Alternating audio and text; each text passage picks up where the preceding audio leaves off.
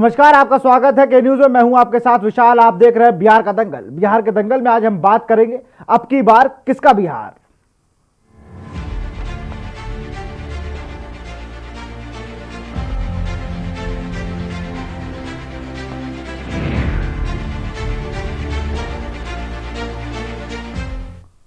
बिहार विधानसभा चुनाव में अब सभी चरणों का चुनाव खत्म हो चुका है।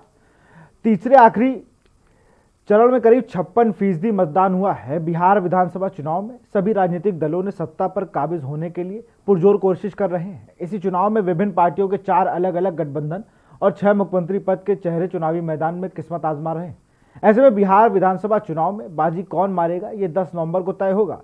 लेकिन एग्जिट पोल में मुख्यमंत्री पद के लिए आरजेडी के नेता तेजस्वी यादव ही पहली पसंद बनकर उभरे, जबकि मुख्यमंत्री के तौर पर नीतीश कुमार बिहार की जनता के दूसरी पसंद बने हैं। सामने आए एग्जिट पोल के नतीजे किस पार्टी को स्पष्ट बहुमत नहीं दे रहे हैं। एनडीए और महागठबंधन दोनों का दावा है कि बिहार में सरकार उन्हीं की बनेगी, लेकिन बिहार की सत्ता पर कौन काबिज होगा इसका फैसला 10 नवंबर को होगा। इसी पर आज चर्चा करेंगे, लेकिन उससे पहले ये रिपोर्ट देखिए।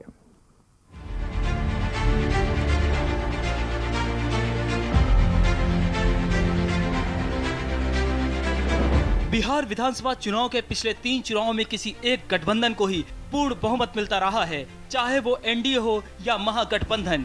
जिसकी भी जीत हुई उसकी पूर्ण बहुमत से सरकार बनी। साल 2005 अक्टूबर का चुनाव रहा हो या 2010 का या फिर 2015 का, यही परंपरा तीनों चुनाव में दिखी। ऐसे में इस बार का चुनाव परिणाम कैसा होगा इस पर सबकी नजरें टिकी हैं। हालांकि इसका खुलासा तो 10 नवंबर को ही होगा, लेकिन एग्जिट पोल ने किसकी सरकार बनेगी इसका इशारा कर दिया है। तमाम बयानों और विवादों के बीच बिहार में तीनों चरणों का चुनाव खत्म हो चुका है। ईवीएम के पिटारे में 243 विधानसभा सीटों के उम्मीदवारों की किस्मत कैद हो चुकी है। अब सबकी नजरें इस बात पर टिकी है कि विधानसभा चुनाव में पिछली 3 चुनाव की परंपरा रहेगी या टूटेगी।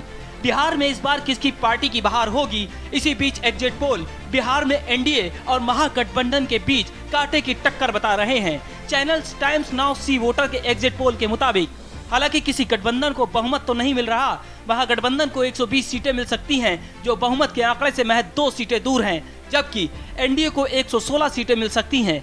एनडीए से अलग होने वाले एलजेपी को महज 1 सीट मिल सकती है, अन्य को केवल 6 सीटें मिलने का अनुमान है। वहीं एबीपी सी वोटर के एग्जिट पोल के मुताबिक महागठबंधन को 108 से 131 सीटें मिल सकती हैं, जो बहुमत से काफी आगे है, जबकि एनडीए को 104 से 131 सीटें मिल सकती हैं। एनडीए से अलग होने वाले एलजेपी को महज 1 से 3 सीट मिल सकती है, अन्य को केवल 4 से 8 सीटें मिलने का अनुमान है। बता दें, साल 2005 विधानसभा के चुनाव में पूर्ण बहुमत नहीं होने से 2 बार चुनाव हुए। 7 महीने के अंदर ही साल 2005 में अक्टूबर नवंबर में फिर से चुनाव हुआ। 2005 अक्टूबर में हुए चुनाव में एनडीए को पूर्ण बहुमत मिला था। एनडीए को 143 सीट मिली, जबकि बहुमत के लिए 122 की जरूरत थी। जेडीयू को 88 और बीजेपी को 55 सीटें मिली थी। साल 2010 के चुनाव में भी एनडीए की जीत हुई और इस बार एनडीए के खाते में 206 सीटें आई और जीत हासिल हुई। इसमें जेडीयू के खाते में 115 सीटें आईं, तो बीजेपी के खाते में 91 सीटें आई थी। बिहार विधानसभा के साल 2015 के चुनाव में एनडीए की जगह जनता ने महागठबंधन को पूर्ण बहुमत दिया। महागठबंधन को 178 सीटें मिली। महागठबंधन के तहत आरजेडी के 80, जेडीयू के 71, कांग्रेस के 27 प्रत्याशियों की जीत हुई। 2015 में महागठबंधन की सरकार बनी थी, जो बाद में टूट गई और फिर से सत्ता में एनडीए के कॉम्बिनेशन से सरकार का गठन हो गया, जो वर्तमान में चल रहा है। अब जब साल 2020 का चुनाव चल रहा है, ऐसे में 10 नवंबर को इसका खुलासा होगा कि जनता किसके सिर पर ताज पहनाती है। इसको लेकर चर्चाओं का बाजार गर्म है। तो किसी एग्जिट पोल में महागठबंधन तो किसी में त्रिशंकु विधानसभा के आसार दिख रहे हैं। मतदाताओं ने अपने पत्ते कैसे खोले हैं, किस पार्टी को मतदान में जीत दिलाई है और किसके खाते में हार का परिणाम लिखा है, ये 10 नवंबर को सामने आएगा। इसके साथ ही खुलासा कि जनता ने किसे अपना बहुमत दिया और अगले 5 साल तक बिहार की सत्ता की चाबी किसके हाथों में थमेगी, इसका इंतजार नेता और जनता सबको है। स्पेशल डेस्क के न्यूज।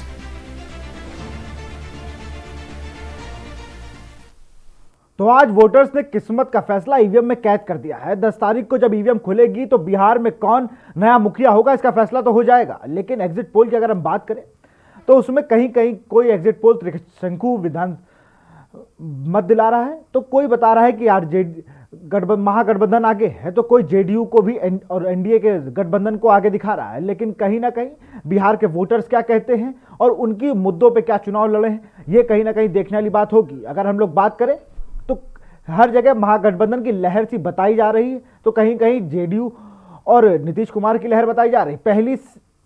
मैं बात करूं अगर पहली पसंद, तो वो एनडीए के, माफ करिएगा, महागठबंधन के तेजस्वी यादव बने हुए हैं लगातार, और इसी पे चर्चा करेंगे। हमारे साथ जेडीयू के नेता सुमन कुमार जुड़ गए। सुमन जी, बहुत बहुत स्वागत है आपका के न्यूज में।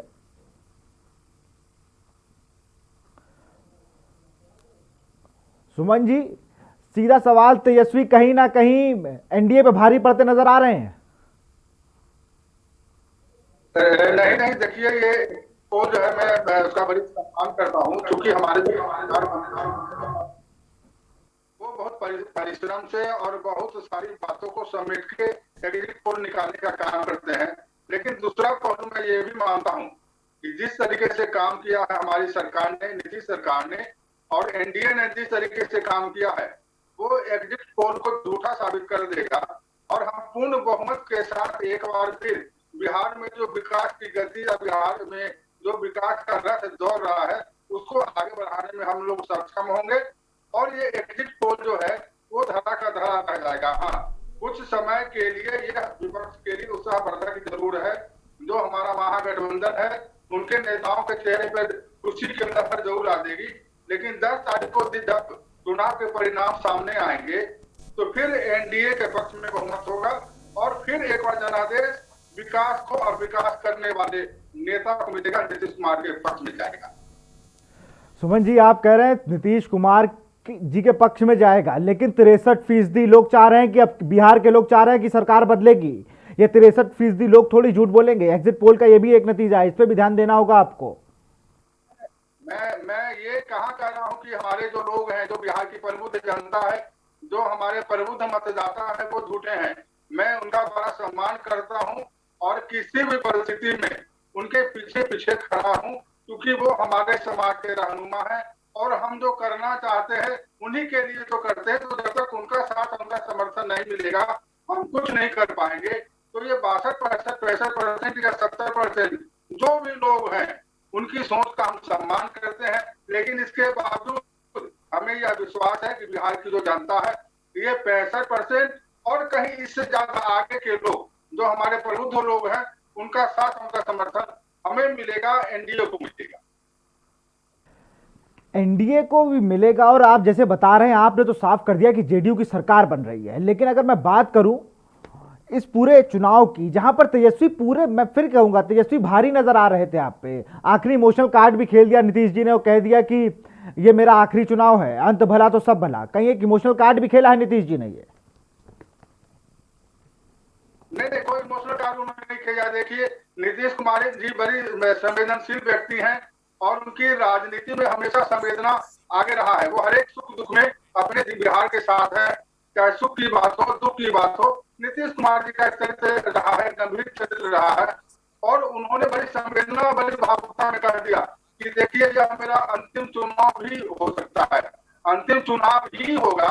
ये उन्होंने नहीं कहा, उन्होंने संभावना व्यक्त किया कि हो सकता है हमारे लिए अंतिम चुनाव हो, लेकिन ऐसी कोई बात नहीं है। चुनाव के मंच पर ही और राजनीति के मंच पर ही नीतीश कुमार जी जैसा व्यक्ति विकास के काम को आगे बढ़ाया जा सके, ऐसा नहीं है। नीतीश कुमार जी कहीं भी रहेंगे वो समाज के हित के लिए सोचेंगे और बिहार के हित के लिए सोचेंगे। एग्जिट पोल की बात करेंगे आपसे। कहीं कहीं तो पूरी पूर्ण बहुमति बना दे रहे हैं, दिला रहे हैं, यही एग्जिट पोल। यही एग्जिट पोल का आप विरोध कर रहे हैं। 2015 में इन्हीं एग्जिट पोल को आप बताते थे। यही 2015 के एग्जिट पोल है जिन पे आप मान के सरकार बना ली थी आपने महागठबंधन, जब आप आरजेडी के साथ हुआ करते थे। आवाज तो आ रही है लेकिन साफ नहीं आ रही है, बिल्कुल बिल्कुल साफ नहीं आ रही। ये मुझे करेंगे मैं बिल्कुल, और अभी हम लोग चर्चा पे बनेंगे, लेकिन उससे पहले आपको तमाम चीजें हैं ऐसी दिखाने को जहां पर तेजस्वी का मुकाबला, अगर बात करें युवाओं का, इस बार चुनाव देखने को तेजस्वी ऐसा युवा नेता एक उभर के आया। नीतीश को उन्होंने टक्कर दी और टक्कर बखूबी दी भी है। वहां पर अगर बात करें हम चिराग पासवान की, कहीं ना कहीं इमोशनल कार्ड उन्होंने भी खेला है और अपने पिता की मौत पर उन्होंने बताया भी कि भैया मैं बहुत, अगर वो आज होते तो खुश होते। उन्होंने नीतीश का विरोध किया लेकिन बीजेपी का विरोध नहीं किया। और आखिरी में कल चुनाव से पहले जब उन्होंने बयान दिया कि जहां जहां मेरे प्रत्याशी नहीं है, मेरी पार्टी के प्रत्याशी नहीं है, वहां पे आप बीजेपी को वोट दीजिए। उन्होंने जेडीयू को वोट करने को नहीं कहा, उन्होंने बीजेपी को वोट करने को कहा। अब जेडीयू के नेता हमारे साथ जुड़े हैं, ये बता रहे हैं कि सब कुछ गलत होगा, एक ऐसी जादू की झप्पी आएगी और फिर से 5 साल नीतीश कुमार आ जाएंगे, ऐसा कह रहे हैं, ये दावे दे रहे हैं। ये इसी एग्जिट पोल को गलत बता रहे हैं जिसको 2015 में वाह वाह कर रहे थे। इसी एग्जिट पोल को ये कह रहे थे। उन एग्जिट पोल को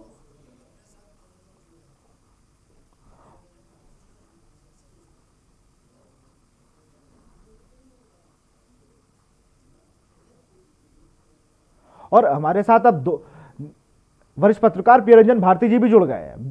प्रियरंजन जी, बहुत बहुत स्वागत आपका के न्यूज में। धन्यवाद। प्रियंजन जी, एग्जिट पोल में तो टुडे चाणक्य अगर एग्जिट पोल की बात करें तो प्रचंड बहुमत दिखा रहा है वो महागठबंधन को, और 55+ सीटें दिखा रहा है एनडीए गठबंधन को। देखिए, एग्जिट पोल और एग्जैक्ट में अंतर होता है, बस 2 दिनों का मामला है, 2 दिनों में साफ हो जाएगा। मैंने आपसे, अपने दर्शकों से साझा किया था आपकी चर्चाओं को। आपको याद होगा 2 दिनों पहले भी मैंने कहा कि ये नतीजे जो आएंगे वो चौंकाने वाले आएंगे। और मुझे लगता है कि जो एग्जिट पोल दिखा रहा है, थोड़े बहुत का अंतर इसमें हो सकता है जीत हार का, लेकिन एक बड़ी बात है, बिहार है और बिहार में जात पात पे वोट होता है। तो जिस तरह से जातियां यहाँ कुनों में बटी है, मुझे अभी इस बात का अनुमान है कि बिहार में एनडीए सत्ता में आने जा रही है। लेकिन थोड़ा आंकड़ा उलट सकता है। आंकड़ा ये उलट सकता है कि कई दफा जीत हार का फासला थोड़े मार्जिन से होता है। और इससे बड़ा फैक्टर चिराग पासवान का भी है। चिराग पासवान के अलावा दूसरा बड़ा फैक्टर है नीतीश की ओवर कॉन्फिडेंस। नीतीश कुमार अपने खुद इसके लिए जिम्मेदार होंगे अगर वो सत्ता से लूज करते हैं तो। एंटी इनकम्बेंसी की बात मैं नहीं कर रहा हूं, मैं बात इसलिए कर रहा हूं कि अभी जब चुनाव आयोग की समीक्षा कर रहा था कि चुनाव कराया जाए कि नहीं कराया जाए, जद्दोजहद चल रही थी कि चुनाव कराए या ना कराए, भाजपा के ज्यादातर लोगों के अंदर ये बात थी, इस तरह का की अंडरस्टैंडिंग बनी थी कि नहीं, चुनाव को भी टाला जाना चाहिए। लेकिन इसके बावजूद नीतीश कुमार जिद में थे कि नहीं, हर चुनाव करा लेंगे और इस बहती गंगा में हाथ धो लेंगे। उनको लग रहा था कि राष्ट्रपति शासन लग जाता है अगर चुनाव टलने के साथ, तो उनके हाथ से सत्ता खिसक जाएगी। शायद उन्होंने इस बात का अनुमान नहीं किया होगा कि एंटी इनकम्बेंसी 15 साल की, इसके अलावा भी जनता। प्रियरंजन जी, एक सवाल है, टुडे चाणक्य अगर हम बात करें, इसके एग्जिट पोल को सब लोग अच्छा मानते हैं, हमेशा से उसके एग्जिट पोल को सब पर नजर रहती है। वो प्रचंड बहुमत दे रहा है महागठबंधन को, ये भी एक देखने वाली बात है। वो प्रचंड बहुमत दे रहा है, अब तक उसके एग्जिट पोल गलत नहीं माने जाते हैं। सबसे 180+ सीटें दे रहा है वो महागठबंधन को, और सबकी नजर होती है इसके एग्जिट पोल पर। सबकी नजर एग्जिट पोल पे है। और एग्जिट पोल के मैं वही कह रहा था कि एग्जिट पोल और एग्जैक्ट में अंतर होता है। एग्जैक्ट नतीजे जो आएंगे वो 10 तारीख को आएंगे। हो सकता है कि महागठबंधन को और भी ज्यादा सीटें मिल जाए, मैं वही कह रहा हूं कि चौंकाने वाले नतीजे आ सकते हैं। लेकिन आंकड़ा जब जात पात बिहार का है उसको लेकर के देखता हूं तो वो सटीक नहीं बैठ रहा है। अब अंडर करेंट है ऐसा मैंने देखा नहीं है, जैसा नरेंद्र मोदी के चुनाव में पार्लियामेंट में देखा था मैंने, ऐसा कोई अंडर करेंट इनके लिए नहीं था कि सारे लोग मुखर होकर के इनके पक्ष में वोट कर रहे हैं। इसीलिए अगर एग्जिट पोल भी दिखा रहा है तो फ्रैक्चर्ड वो दिखा रहा है। एग्जिट पोल में किसी को बहुमत स्पष्ट रूप से मिलता हुआ नहीं दिख रहा है। आप ये हमेशा मानने को तैयार रहते हैं कि एग्जिट पोल करीब हो सकता है, लेकिन सत्ता किसके हाथ आएगी ये एक संकेत दे सकता है। लेकिन एग्जिट पोल एग्जैक्ट नहीं होता। कई बार एग्जिट पोल झुठला दिए जाते हैं नतीजे जब सामने आते हैं। तो इस आधार पर मैं कह रहा हूं कि अंडर करेंट नहीं था, एक बदलाव की प्रवृत्ति थी लोगों में, बदलाव लोग चाहते थे और एक गुस्सा स्वाभाविक है नीतीश कुमार के अपनी जीत के वजह से। ये कुछ जिद्दी किस्म का राजनेता है। मैं जो कह रहा हूं वही सही है, और इसको लेकर के भी नाराजगी थी। इनके कैबिनेट के सहयोगी साथी भी इस बात को लेकर के काफी दुखी रहे हैं कि नीतीश कुमार जैसा शासक, नीतीश कुमार जैसा मुख्यमंत्री अच्छे दिल का तो है, लेकिन जिद्दी होने के साथ साथ कुछ एक बिंदुओं पर इनका अड़ियल रवैया होना लोगों बेन जी, ये जेडीयू के नेता जो हमारे साथ जुड़े हुए हैं, अड़ियल नेता बता रहे हैं, कह रहे हैं सुमन जी कि अच्छे तो हैं लेकिन उनके मन में कीस बनी रहती है अपनी बातों को लेकर। जी निसंदेह इन्होंने जो कहा है मैं उसका समर्थन करता हूं, क्योंकि नीतीश कुमार जी की जो राजनीतिक चरित्र रहा है वो हमेशा ये रहा है कि वह अपने आप में निर्णय लेने में अपने को सक्षम पाते हैं, अपने लोगों से वो राय मशविरा भी लेते हैं, लेकिन हाँ जिद्दी हैं और आत्म स्वाभिमानी राजनीति के वो हमेशा जो है उनका परिचय रहा है। तो हाँ कहीं कहीं वो अपना जितना में अपने तरीके से वो अपने सोच को, अपने चिंतन को अपने साथ लेके चलते हैं। कहीं कहीं घाटा भी होता होगा, लेकिन उनका चरित्र एक है। ये बहुत बड़ा विश्वास है जनता के लिए कि जो सोचते हैं, जो कहा है वो ही करेंगे। ये नहीं कि ढोलमुल नीति है, बोल कुछ रहे हैं, कर कुछ रहे हैं, सोच कुछ रहे हैं। तो किसी व्यक्ति में यदि आत्मसम्मान वाली बात है, आत्मसम्मान का चरित्र है और कोई निर्णय लेता है। सुमन जी, आत्मसम्मान वाली बात पर आऊंगा, उससे पहले मोहम्मद सैफ जुड़ गए हैं हमारे साथ, कांग्रेस के प्रवक्ता हैं। सैफ खान हमारे साथ जुड़ गए हैं, कांग्रेस प्रवक्ता। सैफ, बहुत बहुत स्वागत है के न्यूज में आपका। बहुत बहुत शुक्रिया आपका। आपको तो लगभग एग्जिट पोल आपने देखे होंगे, कुछ खुशी आपको नजर आ रही होगी, काफी दिन बाद कांग्रेस में खुशी का माहौल आया होगा कि गठबंधन के साथ उसकी लगभग एग्जिट पोलों ने सरकार बनवा दी है। बहुत बहुत शुक्रिया। सबसे पहले आज आपके साथ जो है मौका मिला, और मैं ये जानता हूं, मुझे यकीन है कि बिहार की जनता ने जो है वो बहुत साथ दिया है और साथ दे रही है, और जो है रिजल्ट 10 तारीख को जो है वो बिल्कुल सामने आएंगे। उसकी एक बहुत अलग अलग वजहें हैं जो ग्राउंड स्तर पे अगर आप बिहार की बात करें, इन 15 सालों की अगर हम बात करते हैं बिहार में, जो बिहार की जनता लगातार परेशान रही। आज अनएम्प्लॉयमेंट रेशियो देख लीजिए। Centre for monitoring Indian economy ने अप्रैल 2020 में सर्वे कराया अनएम्प्लॉयमेंट पे, जिसमें पता चला कि 46.6% जो है बेरोजगारी अकेले बिहार में जो है वो बढ़ रही है लगातार। हमने माइग्रेंट्स को देखा, हमने उन लेबरर्स को देखा जो घर पे वापस जाना चाहते थे, मगर बिहार के उप मुख्यमंत्री और बिहार के जो सीएम है हमारे, उन्होंने साफ साफ कहा था हम बिहारियों को आने नहीं देंगे। उन्होंने ये नहीं देखा कि 31 लोग जो है वो रोड एक्सीडेंट्स में मर जाते हैं। उन्होंने ये नहीं देखा कि 9 लोग जो है वो रोडों के ऊपर एक्सीडेंट में मर जाते हैं।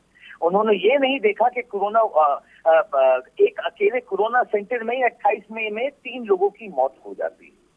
आपको हालात जो है वो मैं अनएम्प्लॉयमेंट की तो बता ही चुका हूँ, केंद्र ने तो कंट्रीब्यूशन दी है इस चीज के ऊपर, मगर बिहार अकेले के जितने वादे किए गए थे आज तक, कहा क्या गया था। कंस्ट्रक्शन ऑफ सेंट्रल यूनिवर्सिटी बनाएंगे, 500 करोड़ के वादे किए थे, आज तक किसी ने कोई ब्रिक नहीं देखी। स्किल डेवलपमेंट यूनिवर्सिटी की वादे किए गए थे, 1550 करोड़ का जो है वो दिखाया गया था कि हम इसको पे बनाएंगे, एक भी आज तक जो है किसी ने ब्रिक नहीं देखी। फिर जनता से वादा किया गया कि हम जो है गांव-गांव जो है बिजली पहुंचाएंगे और जो है थर्मल प्लांट लगाएंगे। 10,000 करोड़ का प्रावधान उस पर निकाला भी गया और दिखाया गया कि हम जो है इससे वादे किए गए, मगर आज तक कोई भी थर्मल प्लांट जो है वो बना नहीं। वादे सड़कों और रोडों के लिए जो किए गए थे, मैं याद दिलाना चाहता हूं कि 4 लेन की रोड जो है उस उत्तर प्रदेश से सीवान और मधुबनी तक के लिए जो 4,000 करोड़ का वादा किया गया था वो आज तक नहीं है। क्या था भगवान राम का म्यूजियम बनाने का, सीता मैया का म्यूजियम बनाने का, आज तक एक ब्रिक, एक ईंट नहीं लगाई गई है।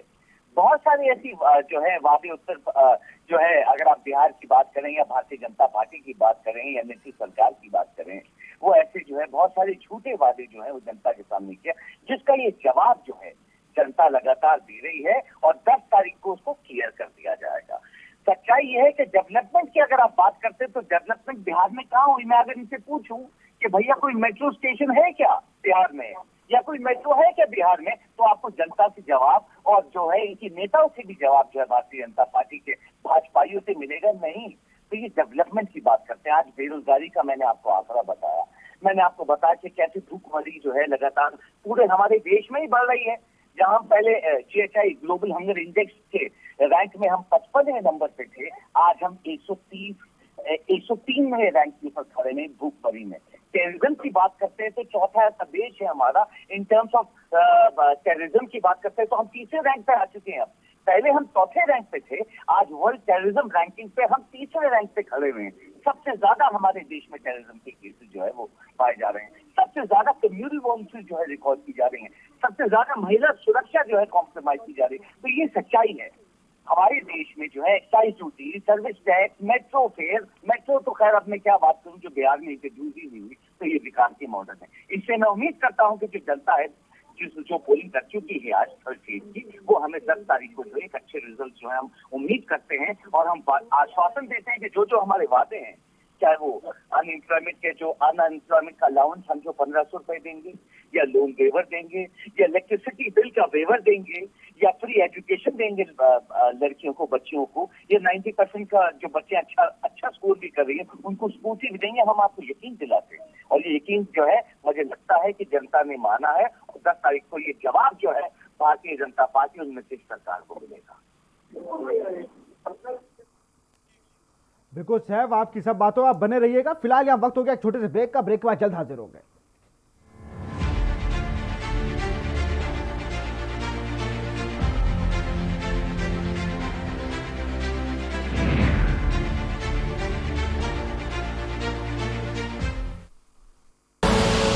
आप देख रहे हैं के न्यूज, खबरों का सारथी। स्वाद और खुशबू में झूम के भाई लेके आए गोल्डी मसाले। गोल्डी मसाले, खुशबू और स्वाद ऐसा तो रिश्तों में गुस्सा कैसा।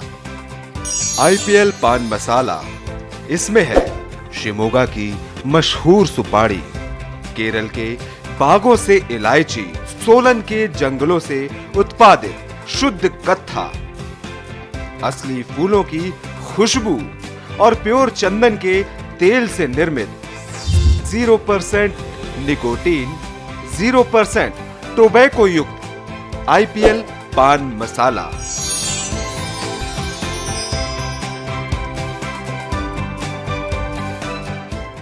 मस्त है, बड़े मस्त है, टेस्ट में भी लज्जत है।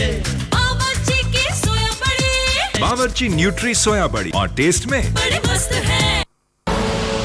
आप देख रहे हैं के न्यूज, खबरों का सारथी।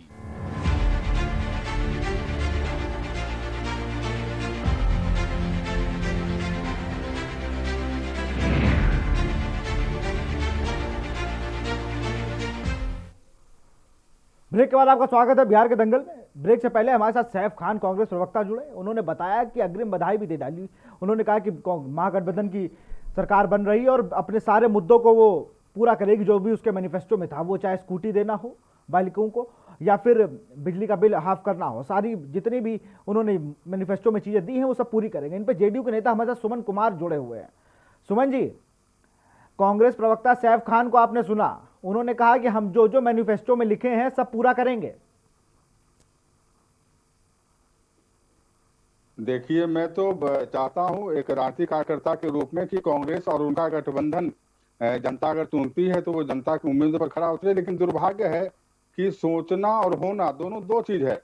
अभी आपके चैनल पर हमने स्पेशल कमेंट्स, आपका विशेष कमेंट्स हम सुन रहे थे।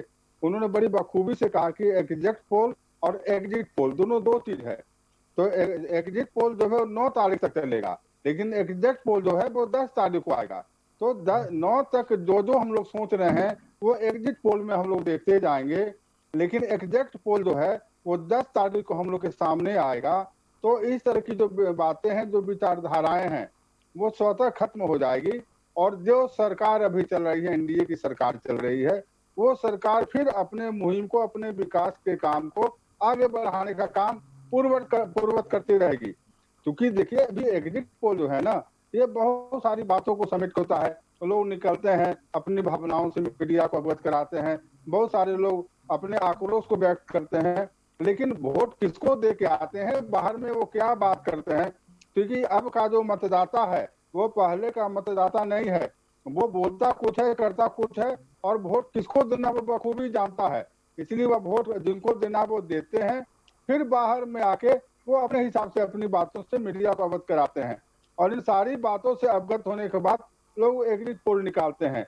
हमें विश्वास है, हमारे एनडीए को विश्वास है कि हमने जो काम किया है, नरेंद्र मोदी जी की जो छवि है देश के सम्मान के लिए, श्री नीतीश कुमार का जो छवि है विकास के मामले में, हम पुनः एक बार 10 तारीख को भारी बहुमत से और स्पष्ट जनाधार से बिहार की सत्ता में बैठेंगे और जो विकास का काम हो रहा है, जो बाकी काम है, उसको आगे बढ़ाने का काम। आखिरी सवाल आपसे पूछूंगा, और प्रेरण जी आपसे भी सवाल है मेरा ये कि 2 राज्यों में और उपचुनाव हो रहे हैं, यहाँ पे चुनाव है, 2 राज्यों में उपचुनाव है। बात मध्य प्रदेश की करें, उत्तर प्रदेश की मैं कर रहा हूँ। यहाँ पर दोनों एग्जिट पोल बीजेपी और गठबंधन मान रहे हैं, कह रहे बहुत अच्छे एग्जिट पोल है, वहाँ बीजेपी की सरकार बन रही है। लेकिन अगर बात करें बिहार की, तो आप वाली बात हमारे जेडीयू के नेता जो बैठे हुए हैं, मेरे भाई बता रहे हैं कि ये एग्जिट पोल एग्जैक्ट पोल है जो 10 तारीख को आएगा। जो आप बात कर रहे हैं कि ये नेता जो पब्लिक वोट डाल के निकली है, ये बाहर आके कुछ बताती, तो यूपी और मध्य प्रदेश में भी यही बात होगी ना प्रियरंजन जी?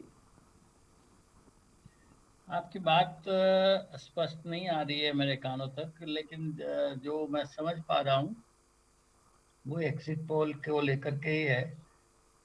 कुछ आप कह रहे थे कि यूपी में आने वाले दिनों में चुनाव है, स्पष्ट रूप से। फिर अगर एक सवाल दोबारा जी, आखिरी सवाल है, बहुत कम शब्दों में आपका जवाब चाहूंगा। एक सवाल मैंने ये किया, यूपी में उपचुनाव हुए हैं अभी, और मध्य प्रदेश में भी 28 सीटों पे उपचुनाव हुए हैं। यहाँ के जो एग्जिट पोल आ रहे हैं वहाँ बीजेपी को बढ़त मिल रही है, तो उसको बीजेपी ने अपना लिया है।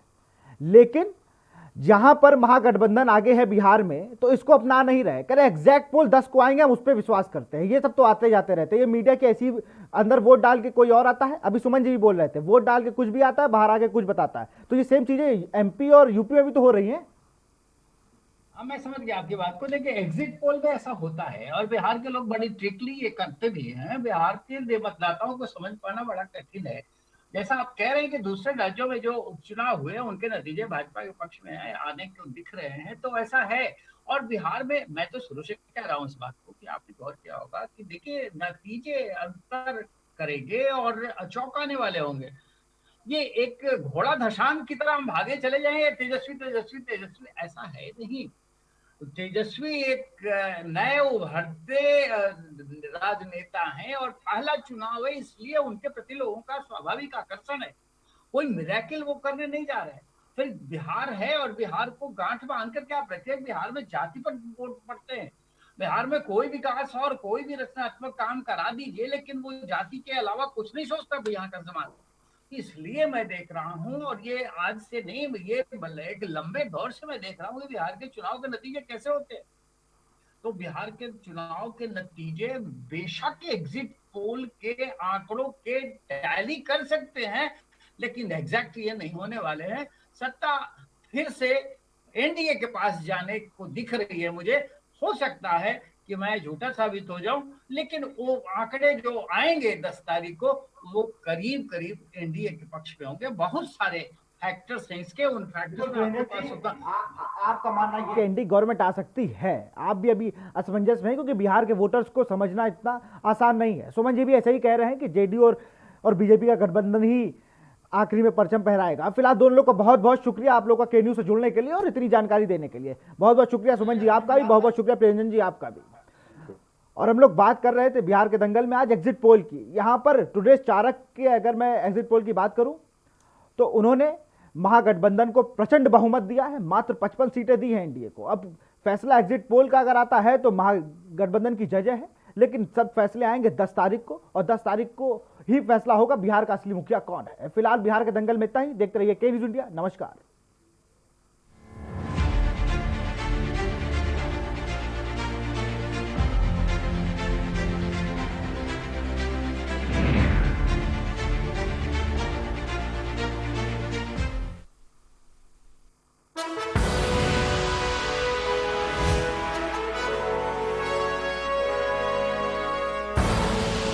आप देख रहे हैं के न्यूज़, खबरों का सारथी।